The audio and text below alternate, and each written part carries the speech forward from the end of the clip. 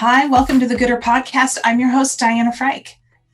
As partner and CMO of Retail Voodoo, an award-winning branding agency, I have met and worked with some of the most amazing women in the naturals industry, food, beverage, wellness, fitness, and as such, I decided to create the Gooder Podcast to interview these great people and subject matter experts and have them share their insights and expertise to help businesses all around the world become gooder.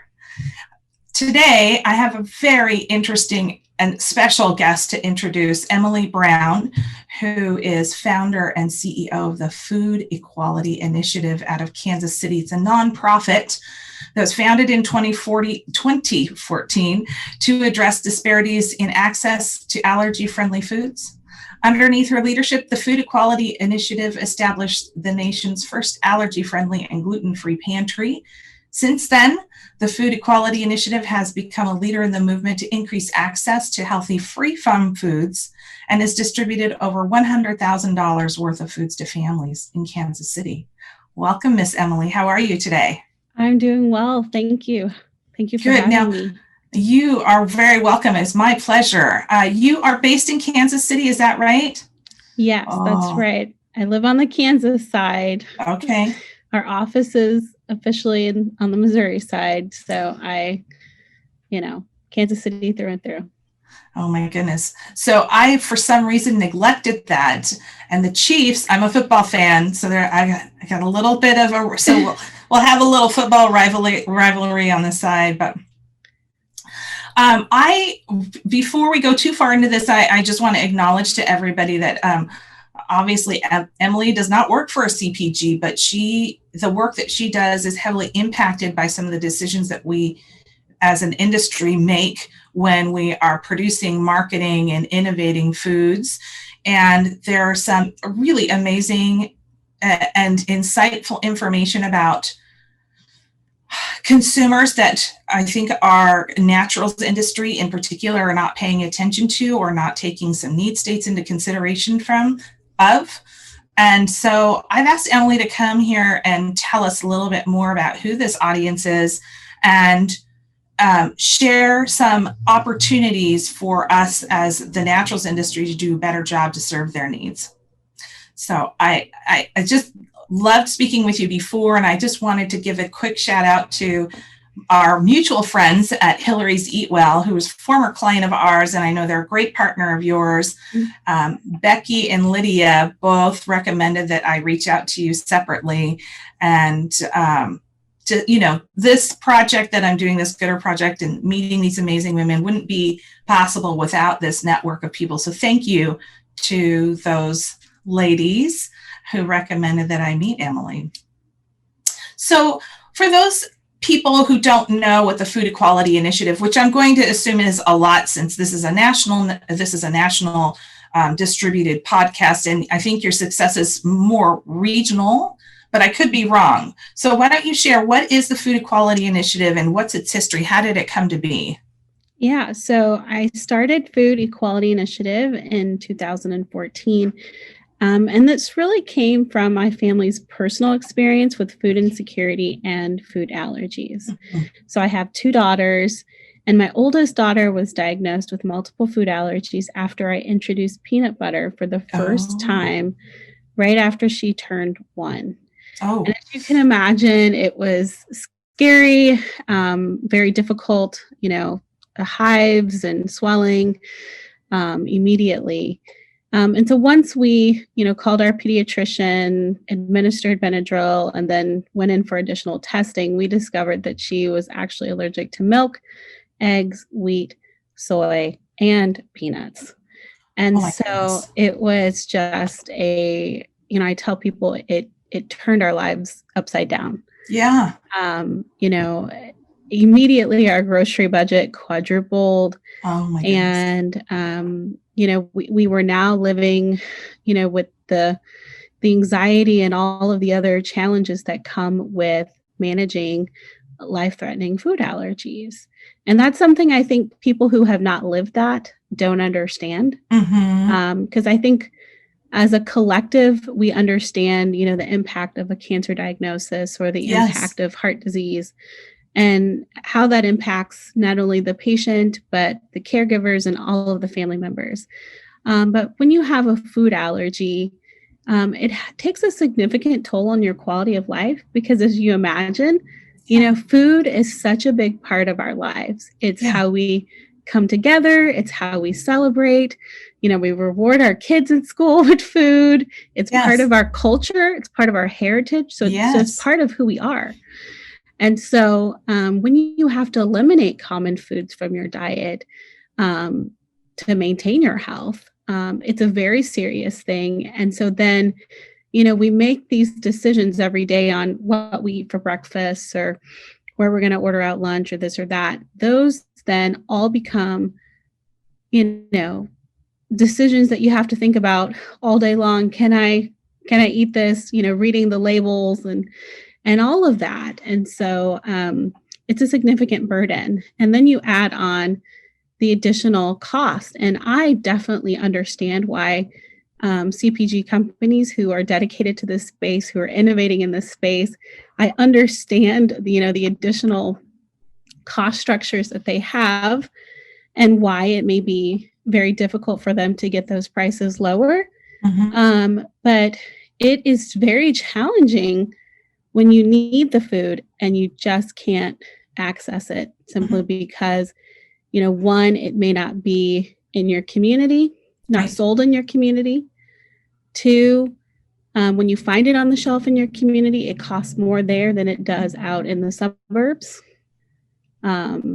Because the retailer is taking a chance on stocking that product in that community. Yeah. And then additionally, just some families just not having the resources, being under-resourced. And particularly now, we're all living through the pandemic, and, we've seen the kind of economic toll that has taken in our communities. And, there are so many families that, need these foods to maintain their health and their wellness. And, they don't have access to the market. Yeah. So that's really where my work began, is really how can we create access to these, foods that are really life-giving, health-giving foods. Yes. For individuals who need it most. So our work is centered around creating that access. And then not only creating the access, but, we're engaged in advocacy because we believe access should be right there at the market. But we know we have many systems that in our communities where people access food, whether that's, anchor institutions like schools and hospitals. So, what are the procurement policies within those systems, that receive public dollars, that purchase foods, and where people, institutional food, right? Yes. We think about, the federal nutrition programs and how they play a role in feeding the hungry. And if we have a growing population of individuals that must eliminate these common allergens from their diet, are those considered in the policy making? So we're engaged in advocacy. And I also look at that also as an access point. Yes. For CPG companies. We've long seen large CPG companies, participate in those federal nutrition programs. And, those programs really become a line item in their budget. Yes. And so as we have these newer, innovative, free from companies that are making better for you products that are meeting the needs of these consumers, where are the other consumers who need access to it? Maybe they can't access it directly at the marketplace, but they can access it through a federal nutrition program. So how can we work to make sure that those foods are available, those products are available through federal nutrition programs?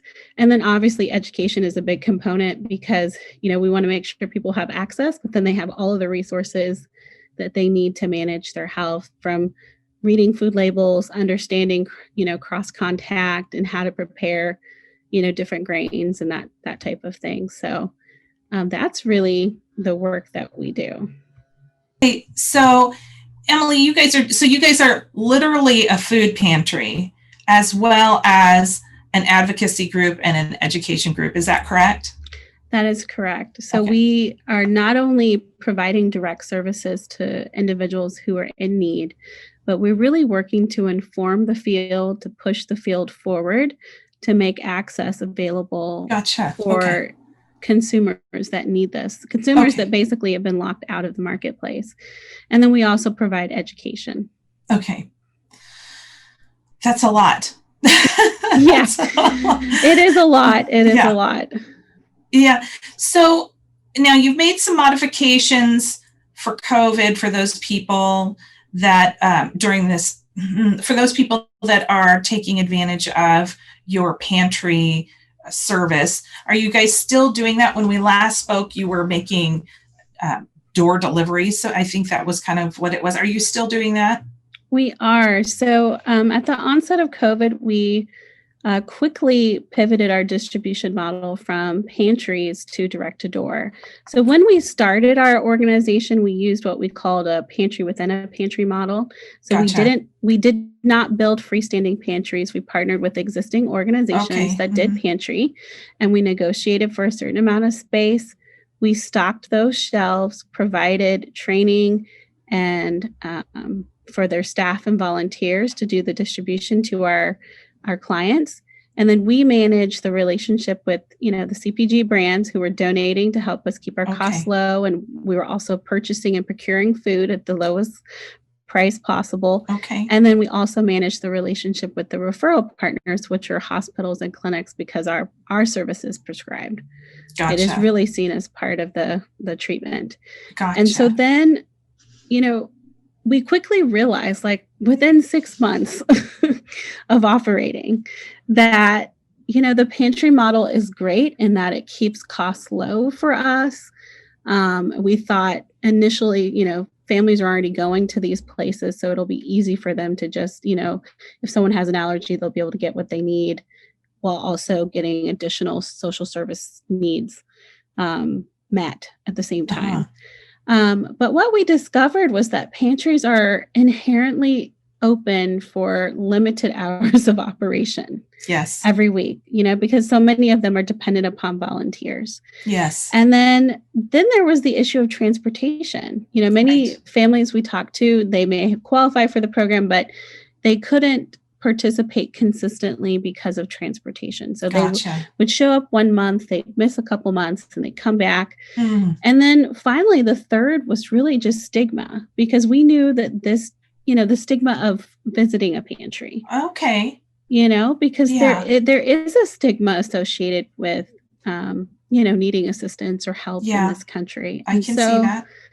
And so, while we definitely serve individuals who, are on government assistance that qualify for those type of social aid programs, we also serve families that are kind of what I call like in the donut hole, right? Like they don't make enough to really manage the disease on their own, but then they also don't qualify for any aid, because we serve families who were like at 250% of federal poverty level, which for a family of 4 is roughly $64,000.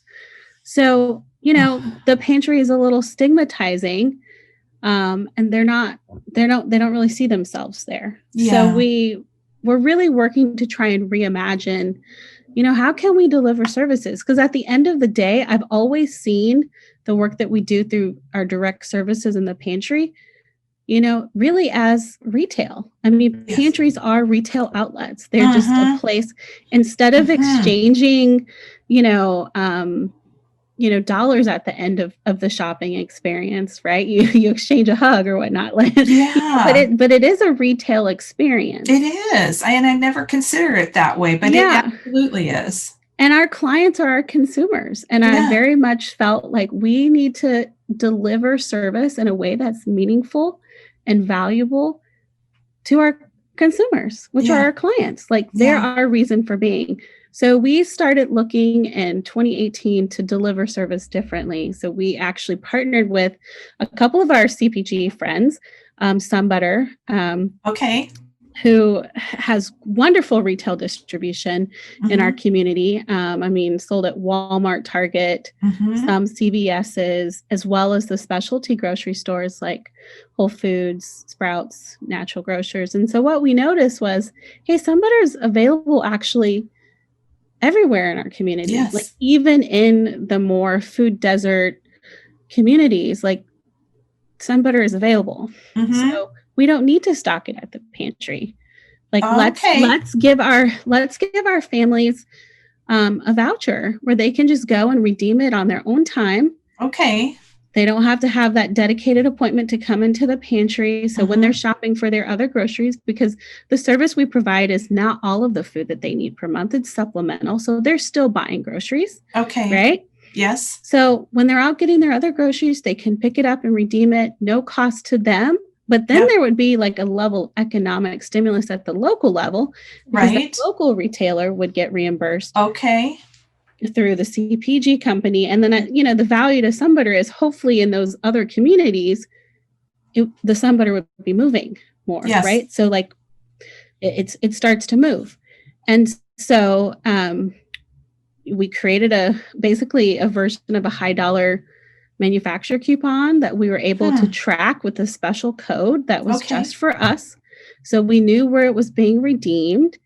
And our clients could get any variety they wanted, which was great. We felt that was more dignity of choice. Yes. And because we could only afford to stock 2 varieties at the pantry, there wasn't enough space. Right. And so now if they needed organic or if they needed no sugar added or crunchy, which is a favorite in my house, like they could get whatever they want.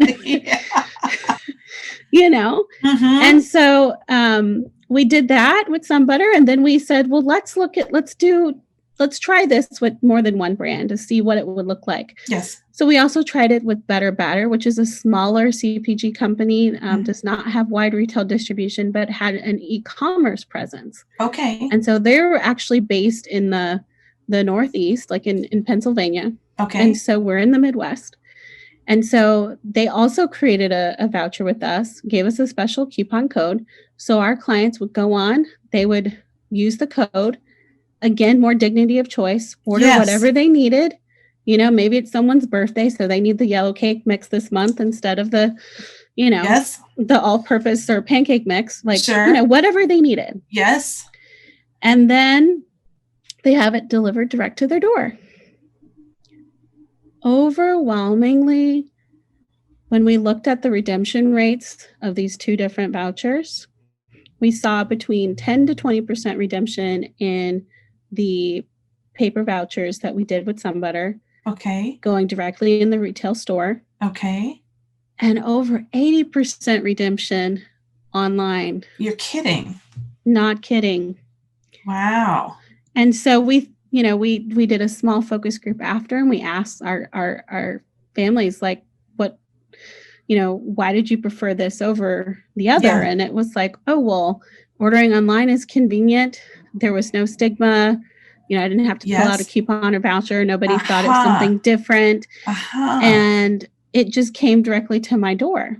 And almost all of our clients, even if they did not have a desktop or a laptop, because we all know there's a digital divide. Sure. They had a smartphone. They were able to order it directly on their smartphone, or we were able to, or if that did not work, we would place their order at the pantry. So there was no barrier to entry. So then I spent all of 2019 trying to fundraise for us to move to direct to door, because it was clear our families, just like the trends we see in other retail spaces, the movement of it going online and having the service come directly to the client. And for me, I thought, well, this makes perfect sense, because again, what are we? We're a retail outlet. Yes. We're a retail outlet that is subsidizing access for its consumers, but we are still a retail outlet. And if we want to survive, we have to imagine things differently. So it was very difficult for me to find the funding to do this in 2019, but then 2020 happened and COVID happened. And interesting. And then that really gave us the push we needed Mhm. raise the funding and make the change, because now families couldn't come to the pantry Absolutely, with the right? shutdown orders from the states. So we shut down our in pantry services, and we moved direct to door immediately. Wow. And it was, to try and change your distribution model. I mean, even well funded organizations, that Yeah. takes a long time. And Yeah. I guess I'd say we had been planning, Yeah. so this was not a last minute plan. We Right. had the plans, we didn't have the funding. So Right. then when the need was present, we were able to say, look, like, we have to make this change now. And we were able to put into place the resources that we needed to make the change. So we are actually no longer distributing through pantries, and we're not going to go back to pantries. And that's because, I'm a definite believer that, in the midst of crisis, there's an opportunity for innovation. Yes, When the house absolutely. burns down, you don't rebuild the kitchen you had before. No. You build the kitchen of your dreams.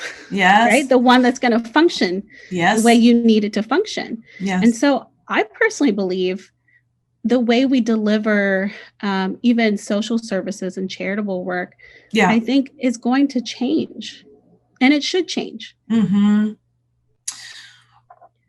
There's so much information here that I think a lot of us aren't taking in consideration. This delivery model that you're doing, to me, is no different than I'm also like an Instacart or a Fred Meyer delivery or whatever. The difference is that your customer actually doesn't have the disposable income and therefore the luxury to have these services. And so for you to be able to provide that for them, the anti-stigma is so fascinating for me. And because I'm not in those shoes, it's not something I would consider, but now that I'm thinking about it, I'd be like, okay, how would I feel if me and my family were in that position? Would I? And it's very possible, because I think Americans are very much like, I can do this work, stubborn in our ego a little bit. Mm-hmm. And help means that we are less than. Somehow that's been ingrained in us. And I'm glad to see that that's changing. I think Gen Z has been doing a great job about just changing the dynamics of how we just talk about health and community in a way that hasn't been done before, at least freely. So it's really great to hear that. Now, one of the things that you told me about your audience is there's this astonishing disproportionate number of families or children or people of color that have food intolerance and allergies. And I don't remember the exact numbers. Can you share that again? And is that an important component to the bigger work that you're doing? Yeah, I definitely think there is, just as we've seen with the coronavirus, that it's laid bare the racial and economic disparities within our communities. Mm-hmm. And I'd say that those disparities exist within the food allergy and intolerance community as well, and mm-hmm. therefore is also present in the naturals food space. Because when we think about who the consumer is, right, who needs these products, who's going to want these products, it's typically not, a face that looks like mine. When mm-hmm. you think about who's shopping for gluten-free, dairy-free, free from foods, it's generally not. It's not targeted at someone who looks like me. Mm-hmm. It's generally a suburban mom.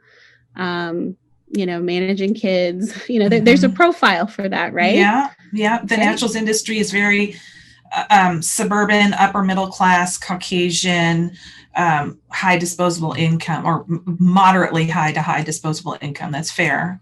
Right. So I think when we think about, where there's market opportunity. I mean, and that's, when I have conversations with brands like Hillary's and Some Butter, I mean, yes, they're doing this good work. They're particularly Hillary's, I know they're B Corp, say they believe in the power of business as a force of good. Mm-hmm. And so they're doing this from a place of social responsibility, but they're mm-hmm. also, but I always tell brands that it's not just an opportunity for social responsibility.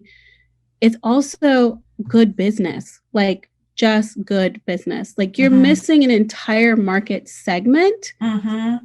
that you haven't even considered. Yes. That's there. And so, in the food allergy space, for a very long time, the disease was considered to primarily impact affluent white families. There was a whole profile Yes. that researchers were looking at. And, Yes. So it was not thought of as being a condition that impacted minority or even, lower economic Mm-hmm. patients. And so what we now know through research is that actually that's just not the case, Mm-hmm. right? That the disease does not discriminate and that it No. actually disproportionately impacts patients of color, and that Black children are 7% more likely to have a food allergy than white children. And, even not even just the prevalence, but like the types of allergy and the severity of allergy, there are some Really? differences there.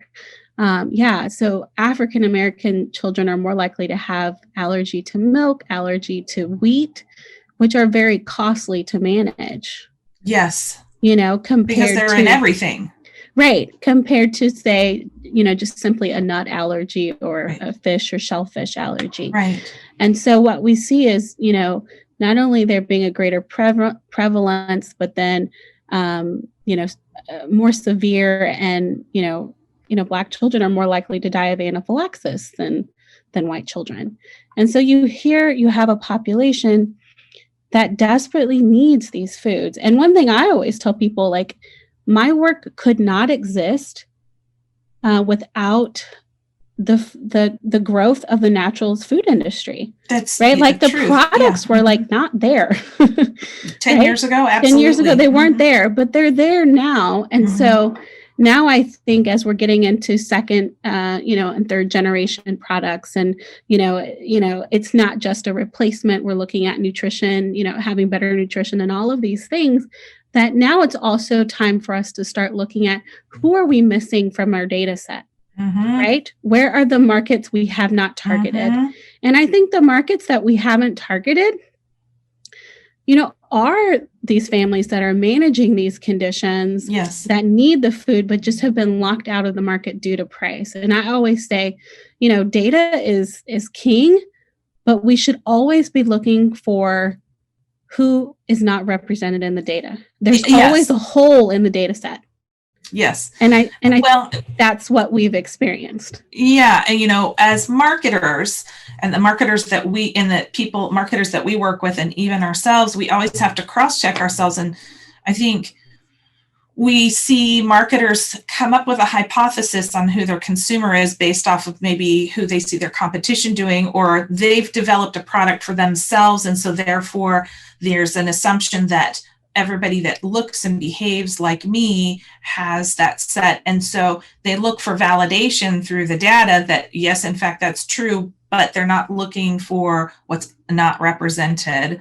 And it's so interesting to me. And I think, and so I'm so hopeful that we can get this podcast out to a much larger audience, because the biggest thing for me is as we are building our naturals brand, like the naturals brands, we're superheroes when it comes to understanding food and nutrients and what it can do for us. And we can educate anybody. Like we've got the ways and means to educate. And the problem is that we have created this bubble of what a naturals audience is. And so part of what you're doing is bringing that education that the naturals industry has, and bringing it to this whole other audience that are economically deprived, but then also racially divided. And those are sometimes and frequently hand in hand, and start bringing that education in further or earlier in the life cycle. I know when I spoke with Carol Smith from Go-Go Squeeze, she said when she was growing up, there was no talk of healthy foods or healthy diets when she was growing up. And she said, when you're having a baby, you are open to all the information.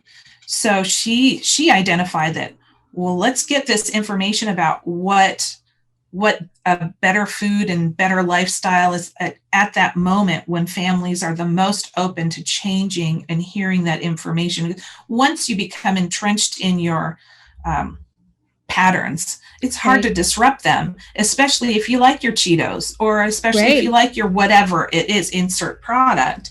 And now you're going to come in and tell me I have to get rid of it. But if a brand like the naturals industry can assist organizations like you and enter into the conversation at an inflection point when the consumer is open to change, like, I think of how powerful that could be in the long run for so many people. Right.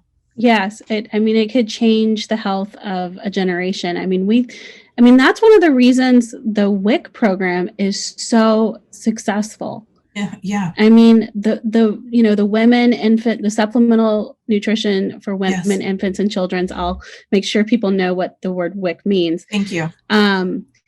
But it's a federal nutrition program that, provides supplemental nutrition for pregnant and postpartum women, mm-hmm, infants and children up to the age of 5. And there's such power in that program because their data shows that not only is the program, reducing preterm birth and, really?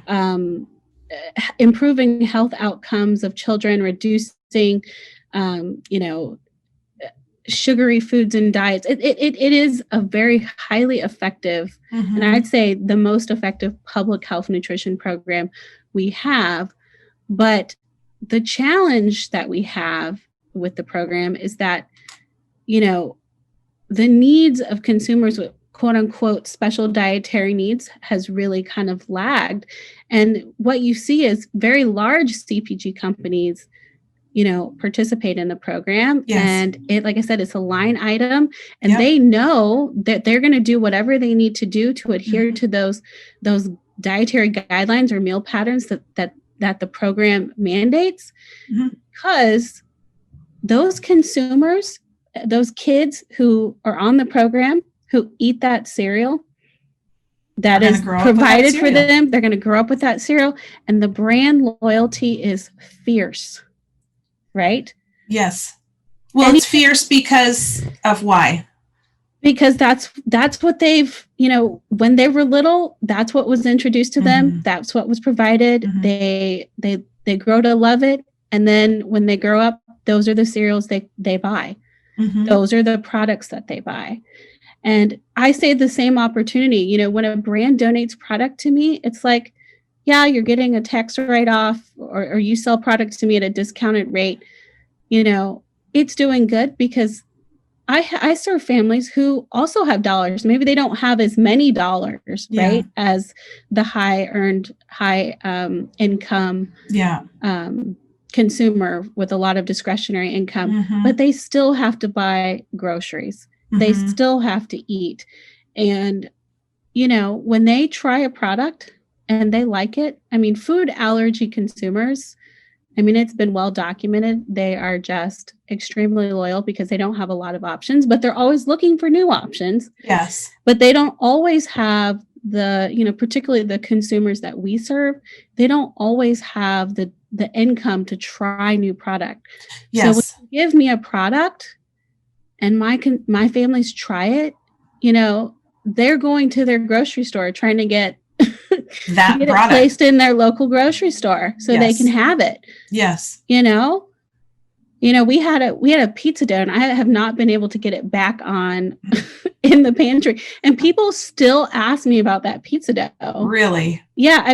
People are just, they discover new products, they love them, and then it's just part of their lives. Yeah. So there's truly a market opportunity here. Well, so what I'm hearing from you is, not only do families with food allergies, not only loyal to the products that they get, just regardless of income, because of the need state and their access to variety. But what I'm hearing is from your consumer, they are even more loyal because they don't have the income to be promiscuous. They can't just randomly throw product in just to try it. Right. If they get it free through services like yours and they can try it, that's a different story. But so in essence, you have an even more diehard fan with this consumer. Now, they may not be buying in the volume, but the commitment is still there. The commitment is there. And I tell you that the numbers are there. You know, like I said, this is who disproportionately is impacted by these conditions. They just have not had the access to the market. So, you know, and I think that's the opportunity for the companies. You know, you need to dig down in your supply chain, figure out how you can keep the integrity of your product and the trust of your product, and look to see if there are any ways for you to reduce the cost, or maybe there's, you know, different packaging or different volume sizes that you could look at, and even where you place those products. Like, and this is a challenge, not just with the CPG companies, but even with the retailers. You know, I, just to give you an example, you know, I said I live on the Kansas side, and I actually live in Wyandotte County, which happens to be the poorest county in the state of Kansas, which is butted right next to the most affluent county in the state of Kansas, which is Johnson County. So, which is not uncommon. We see that happen all across the country, where we have very affluent and then the poorest right next door. And, you know, there are some natural foods products I cannot even find in the county that I live in. I have to drive to the county next door, to the affluent county, to find them. They won't even stock them on the shelves. And some of these retailers are the same. You know, there's a Target here and there's a Target there. But what I can find at the Target in the affluent community versus what I can find in the Target in my community, totally different. You know, well, and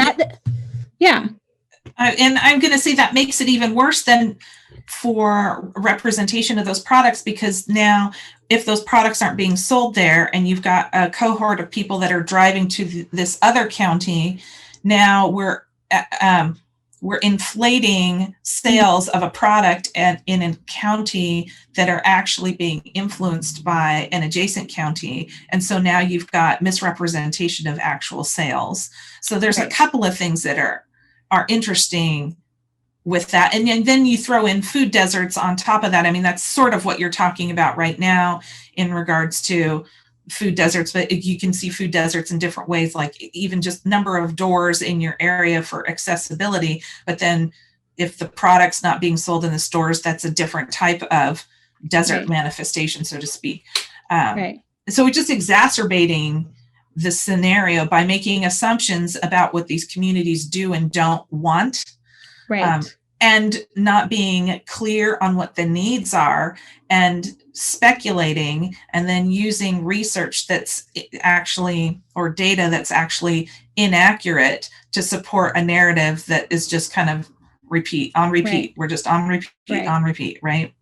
And I think that's, you know, like, you know, we've had such an awakening this summer in this community, you know, in the country. And I think, you know, I'm really excited to see some of the movements that I see happening in the food industry, you know, with emerging brands led by people of color, really working to try and address, you know, those unmet needs. And also looking at how do we, you know, create products that are culturally appropriate, that are also natural foods that are missing. Because that's a whole nother story we could go down. Like flavor profiles, texture, ingredients. I mean, you know, but there's many ways that I think the inequity in our systems manifests. And like I said, this is not just unique to the food industry. This is in healthcare. This is in our education. So like this is all over, you know, so. It's true. And part of my goal with Gooder is to keep a foot on the gas pedal on these conversations. And I always try to challenge my guests with thinking differently about their POV in relation to this conversation over the summer that we've seen around the BLM movement, the Black Lives Matter movement. So, and there's so much work to do. I interviewed a woman, Kimberly Lee Minor, several months ago, and she said that it's just really important to for everybody to not bite off more than you can chew, bite off as much as you can chew for a long period of time, not for a short period of time. It's just kind of keep the conversation going. Yeah. So how are you advising then these brands that you're talking to help you outside of donations? I mean, it sounds to me like donations, to me, quite frankly, for your organizations is not unlike a sampling program. Right. It really isn't. So I want to challenge our listeners to think of it that way. But then outside of that, you've got these products that have come at a very high cost. Mm-hmm. Oftentimes because they're smaller brands, so their cost of doing business is higher than some of these big CPGs, which haven't necessarily, it hasn't tipped quite over into the big CPGs in the way that organics has, and I suspect it will soon enough. But how do you help these people meet your consumers' needs, and what do you tell them? Yeah, so we have conversation about, the things that we hear from our clients. I mean, we survey them every time we deliver. Okay. So we have a lot of data on not only, the data points that matter to how we deliver service, but on the types of things that they need and the things that they want. We also, have tried to foster conversations, those cross-sector conversations, with our, food industry leaders, as well as healthcare and, the work that we do and advocacy, to really talk about what does it look like to reimagine? How could you look back at your business as I feel like 2020 has been this year of huge disruption, but with disruption comes the ability to think differently about how we approach our business. And so, having those conversations around, maybe there are some partners non-traditional partners that you could partner with to help bring down the cost, or, maybe we look at how we do our work together differently. I mean, we've, donations, like you said, it is very much like a sampling program, and it is creating that brand loyalty right there from the beginning. So those are the kind of conversations that we're having. And we're also, really trying to foster those opportunities for learning, so that they can know about this audience more. So interesting. Okay. I feel like we could talk forever, but we don't have that time. So I want to wrap it up here, but I am really hoping that I can either we can talk again, or I can introduce you to some other folks that kind of can take you deeper into some other areas.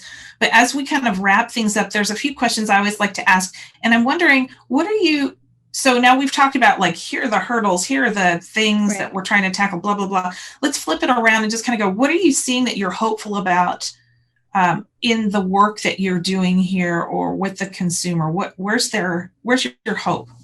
So I'm hopeful because I do see, a renewed commitment to working to address some of these barriers and these hurdles. We work with some of the largest free from brands in the industry, and they're definitely committed to the work that we do. They're committed not only to providing donations, but really being true partners. And looking at how we can look at the collective impact, because really that's where I think we're going to see the type of change that we want to see. And so the fact that we're having those conversations and that we're engaging in that work together now more than ever gives me hope.